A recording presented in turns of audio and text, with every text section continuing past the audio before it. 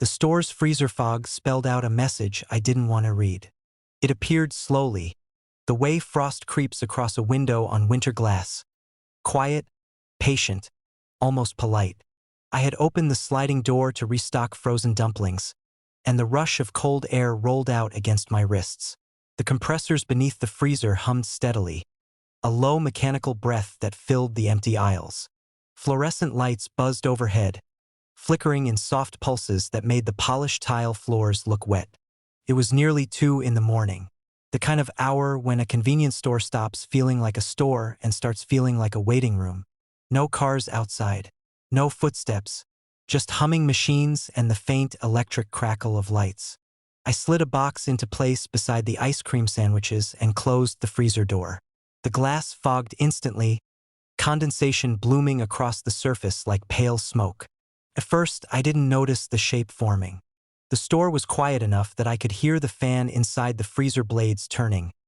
Slow, rhythmic, stirring the cold air. I leaned my shoulder against the door and rubbed warmth into my fingers. That's when I saw it. Letters. Not clear at first. Just streaks in the fog where the condensation refused to settle. They emerged the way breath writes itself on glass. 2 words. Don't look. I stared. The fog quivered faintly as the compressors kicked on again, sending a deeper vibration through the metal frame. The letters trembled but didn't fade. Someone must have written it earlier. A customer's joke. Kids messing around. The kind of thing that happens when bored people wander convenience store aisles. Still, I couldn't remember seeing it earlier in my shift.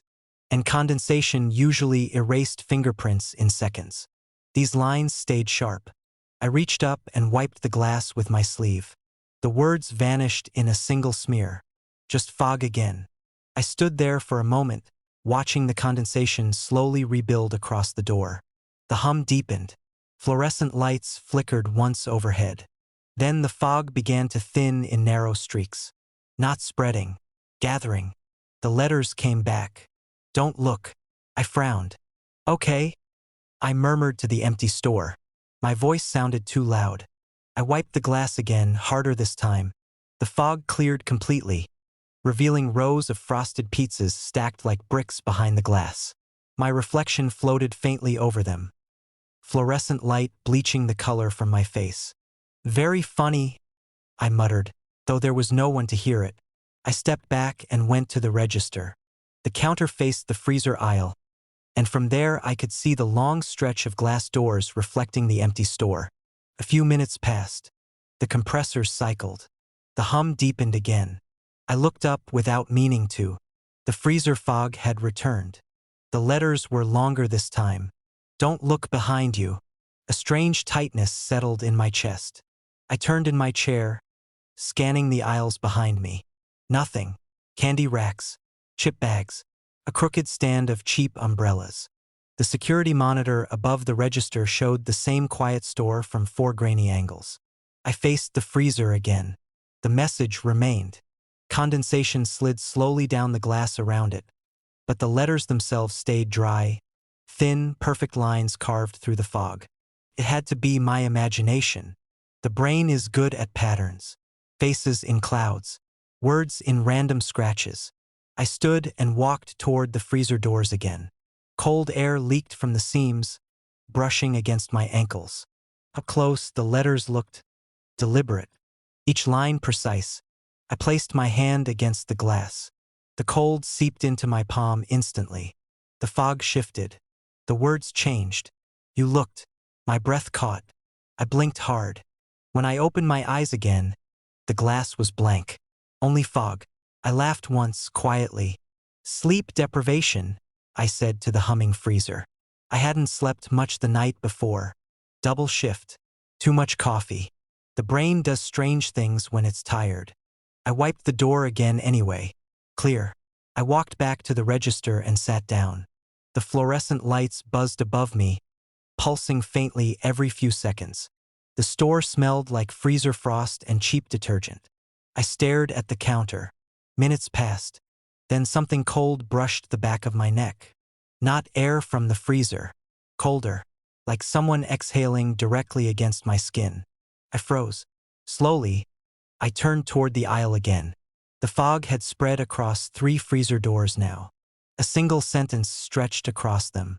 You keep checking. I didn't remember standing up. But suddenly I was there again, inches from the glass. The letters began shifting. Condensation slid across the surface, reorganizing itself like slow liquid handwriting. You want to know? I whispered. Know what? The hum of the compressors deepened. The fluorescent lights flickered. For a moment the store dimmed, shadows stretching long across the aisle. The letters changed again. You know what happens if you turn around. My throat tightened. I hadn't told anyone about that thought. The moment earlier when the message said don't look behind you. The curiosity that followed. The quiet, crawling urge to check again. My reflection stared back at me in the glass. Except, it wasn't looking at the letters. My reflection was looking past me. At something behind my shoulder. I didn't move. The hum of the freezer filled the aisle. The fog began forming new words. Very slowly, the letters appeared one stroke at a time. Don't turn around. My reflection's eyes lifted slightly, as if whatever stood behind me had moved closer. Cold air gathered around my neck again. Not blowing, breathing. I squeezed my eyes shut. When I opened them again, the glass had cleared. The message was gone. The fog was smooth and blank. The store lights buzzed normally. Everything looked ordinary. I laughed under my breath, though it sounded thin. Yeah, I said quietly. Very funny. I turned away from the freezer and walked back to the register. I sat down. The hum of the compressors faded into background noise again. Minutes passed. Then the security monitor flickered. One of the camera feeds, aisle 3, shifted slightly. I leaned forward. The angle showed the freezer doors clearly. Fog covered the glass again. Even from the grainy black and white monitor, I could see the letters forming. Slow, patient. The message stretched across the doors. You finally stopped looking. I stared at it, heart beating slowly now. The hum of the freezer grew louder in my ears. Then the words changed one last time. Even on the monitor, the letters were unmistakable. Thank you. The camera flickered. The screen went briefly dark. When it came back, the freezer aisle was empty. But my reflection in the monitor, the one sitting at the register, was no longer looking at the screen. It was looking over its shoulder, at something standing behind my chair. I didn't turn around. I just sat there listening to the freezer hum, and slowly realizing the fog on the monitor had started forming another message. One I couldn't see from where I was sitting. But judging by the way my reflection's mouth slowly opened, it was something I didn't want to read. A man entered carrying a lantern and asked if the dim hour had begun. The bell above the convenience store door chimed softly, but the sound felt wrong somehow, too thin, as if it had traveled through something dense before reaching my ears. I looked up from the register. The man stood just inside the doorway, holding an old brass lantern that glowed with a steady amber flame. It was strange enough to see a lantern at 2 in the morning, but stranger still was how its light seemed thicker than the fluorescent glow filling the store. The lantern didn't just illuminate. It occupied the air. Its light pooled around his boots and crawled up the nearby candy rack, casting shadows that moved slower than they should. Behind him, the parking lot lay empty beneath the humming street lamp. The glass door reflected the interior lights in long, pale streaks. Evening, I said. My voice sounded too loud. The store had been silent for the last hour. Just the low mechanical hum of refrigerators and the faint buzzing flicker of fluorescent tubes overhead. The man didn't step further inside. He lifted the lantern slightly and looked around the aisles as if studying the brightness. Then he asked, calmly, "Has the dim hour begun yet?" I waited for a smile. None came. "What?" I said. "The dim hour," he repeated. His voice was quiet but carried easily through the still air. I glanced toward the wall clock behind the register. 2:07 a.m. "Stores open all night," I said. "If that's what you mean." The man nodded slowly, but he didn't seem satisfied. His lantern light slid across the tile floor in soft, trembling waves. The fluorescent lights above flickered once. When they steadied again, the store looked slightly darker. Not dramatically, just enough that the corners of the aisles seemed deeper than before. The man stepped forward. The lantern glow stretched with him, swallowing the white light around it. "You'll notice it when it starts," he said. "Most people don't, but those who stay awake long enough, they feel it." I leaned back against the counter. "Feel what?" "The thinning." The word hung in the air. He wandered slowly down the first aisle, lantern held low. Its amber glow slid across cereal boxes and plastic packaging, turning bright colors into dull earth tones. Fluorescent light above him flickered again. For a moment, the lantern was the brightest thing in the store.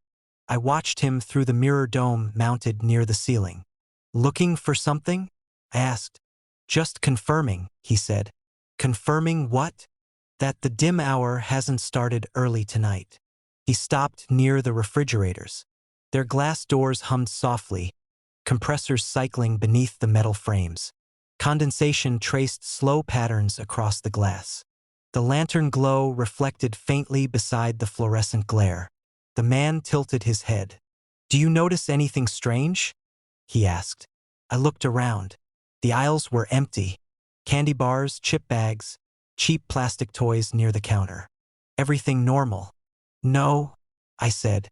The man nodded again, as if that answer made sense. "It's subtle at first," he said.